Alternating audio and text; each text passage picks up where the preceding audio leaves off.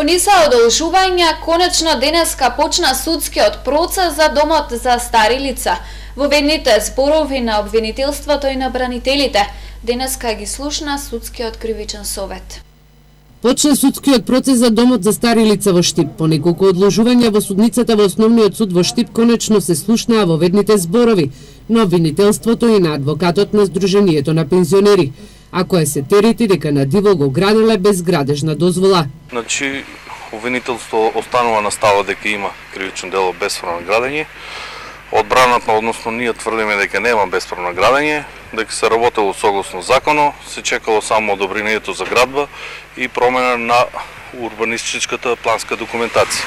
Наредното рочиште е закажано за 30 април. До тогаш треба да се добие дополнувањето од вештачењето и обвинетите да дадат исказ. Инаку домот за стари лица се гради на местото на поранешниот ресторант на Арама, а досега во него се инвестирани околу 600.000 евра.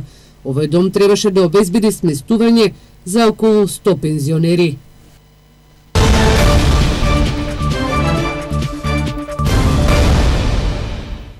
Штипјанец полово се задоволувал пред 4 малолетни ученички во училишниот двор за време на големиот одмор. Кочанец олеснат за 12.000 евра. Првиот е пријавен и ќе му биде поднесена кривична пријава. Посторителот на кражбата во Кочани се трага. Си ги соблекол панталоните среде бел ден во дворот на едно средно училиште во Штип и си ја покажувал интимата. 36 годишниот штипјанец кој со овој чин згрозил 4 малолетнички ученички во училиштето е приведен во полиција. Сето ова се случувало за време на големиот одмор, но дојавата на служителот била причина за експресна реакција на полицијата, која го привела лицето што блудначело во училишниот двор. По превземените мерки од страна на полициските службеници, И.А. 36 годишен од Штип е лишен од слобода и приведен во полициската станица, каде во присуство на јавен обвинител од Основното јавно обвинителство во Штип извршено е препознавање, пошто поради постоење на основано сомнение за сторено кривично дело, задоволување полови страсти пред друг, казниво по член 190 од Кривичниот закон на РМ, ќе биде поднесена кривична пријава, информираат од СВР Штип. Ова е втор ваков случај пријавен во полицијата овој месец. На почетокот на месецот полицијата интервенирала на уште еден ваков случај во градот, во близина на Штипскиот интернат.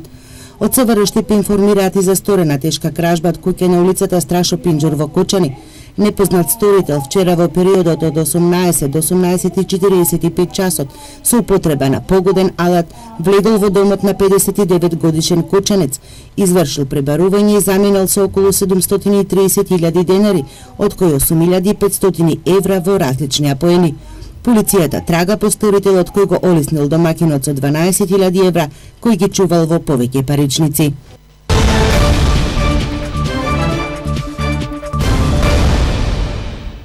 Штип доби согласност за вработување на 25 нови негователки, воспитувачки, сметководител и хигиеничари во двете детски градинки. Дописите со обезбедените согласности уште минатиот петок се доставени до општините, а во наредните 2 недели ќе треба да се распишат и огласите за вработување. 67 негователки, воспитувачки, хигиеничарки, сметководители ќе се вработат во сите детски градинки во источниот дел на државата. На дел од нив договорите за определено ќе им бидат трансформирани на неопределено, а останатите ќе бидат нови вработувања. Најголем број на вработувања ќе има во Штип, и тоа во детската градинка Астибо, каде што треба да се вработат 16 лица. 11 од нив веќе работат во оваа институција, а 5 ќе бидат сосема нови вработувања. 9 се предвидени за детската градинка Вера Циривири Трена. Што се однесува по општини, во Кочани ќе се вработат 8, во Берово, Делчево, Виница и Пробишти по 6 мина, во Каменица 4, а во Пехчевската градинка 2. Портпаролот на Министерството за труд и социјална политика истакна дека дописите со обезбедените согласности уште минатиот петок се доставени до општините и во наредните 2 недели ќе треба да ги распишат и огласите за вработување. Минатата недела Министерството за труд и социјална политика обезбеди согласност од Министерството за финансии за нови 260 вработувања на неопределено време. Според анализите на ресорното министерство, во моментот се јавува недостаток на кадар во градинките од околу 2000 лица. На последната седница на Советот на Општина Виница анализа на законските прекршоци во изминатиот период. Полицијата се пофали со помалку инциденти во 2017 година. Виничани помалку го прекршувале јавниот ред и мир во однос на претходните години. За 31% е намален бројот на пријавени прекршоци. Од 62 прекршоци, дури 23 биле со физички напад, а 17 завршиле со тепачка, а најголем дел од сторителите биле на возраст над 25 години. Во делот на јавниот поредок, констатирани се 38 прекршоци, од кои 27 се од Законот за јавна чистота. Интересен е податокот дека по Законот за оружје констатирани се дури 10 прекршоци. Во текот на 2017 година имало и најмногу протести, дури 25, од кои најголем дел се организирани од граѓанската иницијатива за заедничка Македонија. Сообраќајките 2017 година се намалени за цели 11%, меѓутоа зголемен е бројот на жртви, дури 3 од кои еден тракторист и 2 возачи на патничко моторно возило. Во 22 сообраќајки има повредени со потешки телесни повреди. Од сообраќај биле исклучени 305 возила и 278 возачи, а заради управување на моторно возило под дејство на алкохол биле одземени само 6 возачки дозволи. До Основниот суд во Виница се поднесени 271 барање за поведување прекршоцна постапка, додека 565 се од оделението за прекршоци, 15 кривични пријави поради загрозување на безбедноста на јавниот сообраќај. Командирот Лупчо Петров на последната вчерашна седница на Советот на Општина Виница даде детално образложение околу се она што полицијата го има детектирано како локален проблем, а посочи и неколку актуелни прашања за кои е неопходна поголема ажурност и на општинските служби. Општина Пробиште прави ревизија на работењето на претходното раководство. Градоначалникот Драган Анастасов вели дека извештајот ќе биде и наскоро готов. Институциите работат на целосна ревизија на работењето на претходното раководство на локалната власт, соопшти градоначалникот на Општина Пробиште Драган Анастасов. Тој најави дека извештаите ќе бидат наскоро готови. Напорно и несебично се работи на ветената целосна ревизија на работењето на претходното раководство, која граѓаните на Општина Пробиште ја очекуваат. Во неја се вклучени соодветни институции од Република Македонија, за што поради обемната документација се уште и после повеќе од 100 дена, извештаите не се готови. До сегашните проценки се поразителни за општината и граѓаните. Наскоро кога извештаите ќе бидат целосно готови, ќе ги објавиме и за истите ќе следат соодветни и кривични пријави за засегнатите чинители. Анастасов забележува дека затекнал долг од 160 милиони денари. До сега раздолжил околу 10 милиони денари. Тој истакнува дека во изминатите неколку месеци локалната власт штедела за да се вратат долговите. Домакинско и одговорно се работеше со парите на граѓаните, доказ за тоа е следното. Се намалија месечните трошоци за течни горива над 60%. Се потрошија 0 денари за репрезентација. Во делот на финансиите Општина Пробиште ги исплатила изостанатите обврски по основи на ваучери и обезбедени се по 5000 денари за секој новороденче.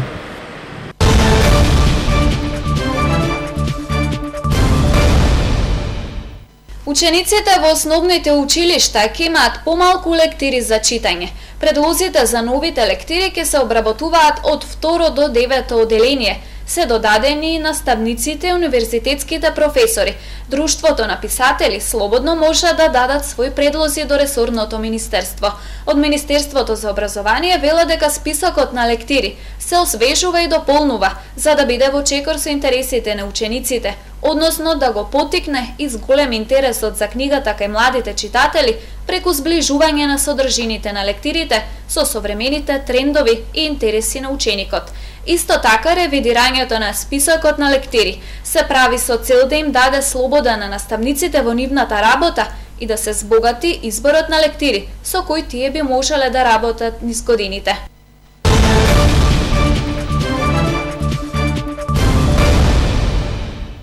На владена седница денес беа усвоени измените за Законот за стечајци. Со новите измени ќе бидат опфатени работниците на кои работниот однос настанал во моментот кога предпријатието со доминантна сопственост на државата се приватизирало, под услов единствениот матичен број на субјектот да не е променет од моментот на заснувањето на работниот однос во тоа предпријатие до неговиот престанок. Според најавите, со нив треба да се обештетат дополнителни 1900 стечајци. Владата ги усвои најавените измени во Законот за стечајци, предложен од страна на Министерството за труд и социјална политика. Според новите измени, ќе бидат опфатени дополнителни 1900 стечајци.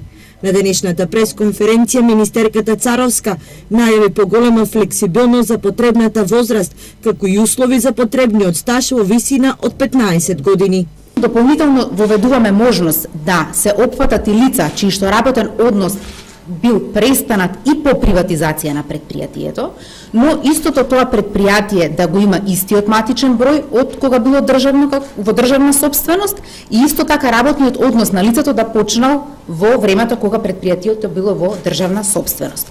Второто олеснување се однесува на возрастната граница или сите граѓани може да ја остварат возрастната граница гарантирана со законот до истекот на законот или до поднесување на нивното барање, што значи дека до септември 2018 година граѓаните кои што ќе поднесуваат барања може да ги наполнат своите возрасти 52 за жени и 55 за мажи.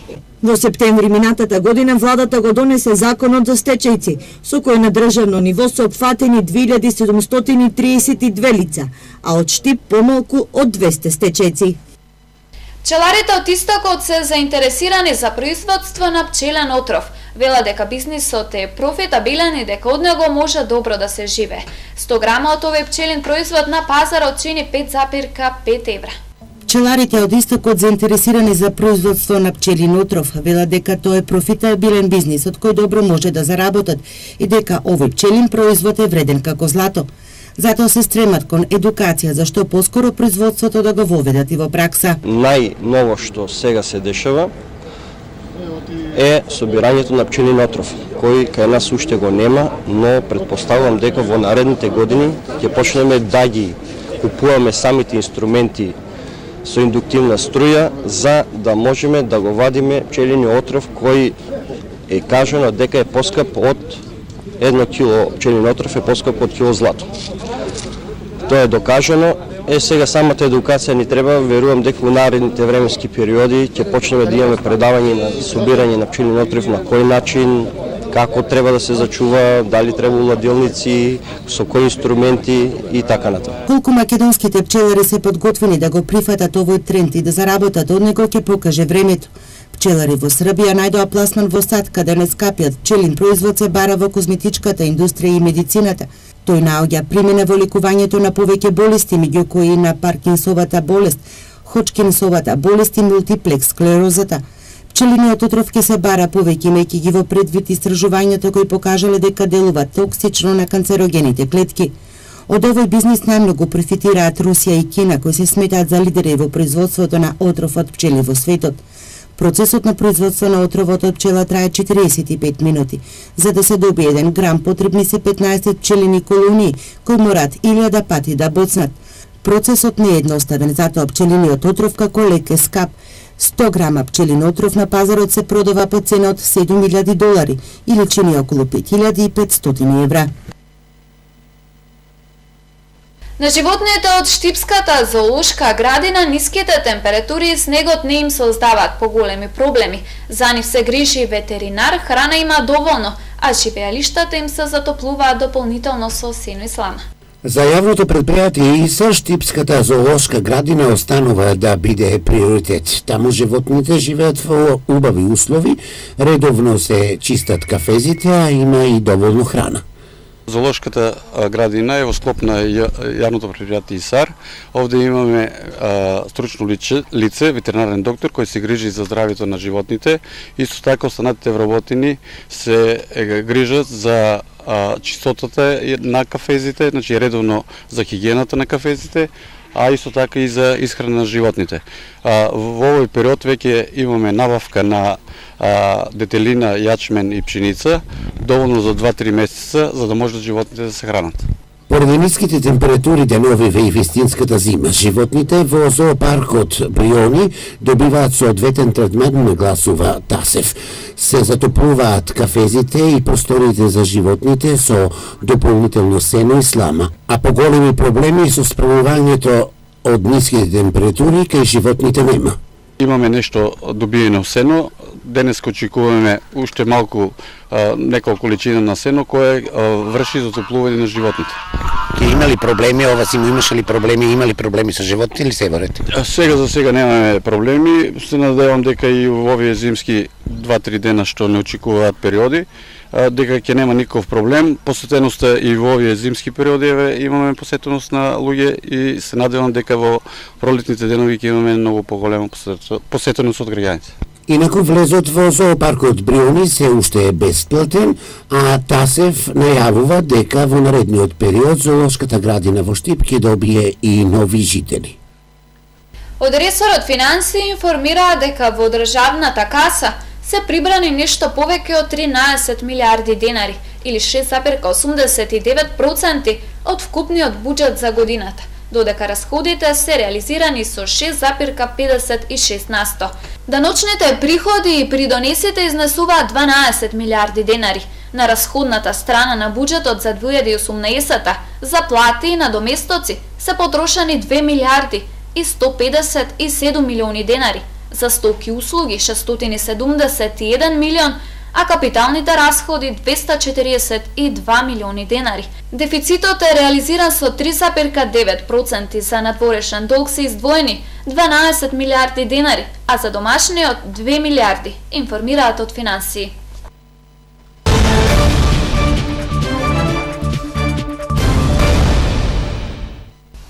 Следуваат информација од спортот. Членови на планинарското друштво Роберт Бојат од Карбинци учествуваа во планинарскиот меморијален марш Борис Трајковски, а во недела во спомен на Роберт Бојат ќе се одржи планинарски марш до врвот Туртел на Плачковица.